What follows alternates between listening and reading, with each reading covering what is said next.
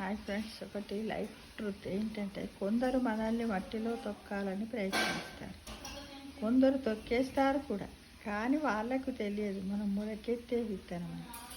అంటే మనని ఎంతమంది ఏ విధంగా ప్రయత్నించి చెడు చెయ్యాలన్నా వాళ్ళు మనల్ని నెట్టేసినప్పటికి కూడా మనం ఎలా ఒక మొక్కలాగా విత్తనం ఏ విధంగా అయితే మొలకెత్తుతుందో అలా బాధలను ఓర్చుకొని పైకి చిక్కుడు గింజలాగా మొలకెత్తుతూ ఆ కష్టాలను, ఆ ప్రతికూల పరిస్థితులన్నింటిని కూడా ఎదుర్కొంటూ ఒక విత్తనములాగా మనము ప్రయత్నం చేయాలి ఫ్రెండ్స్.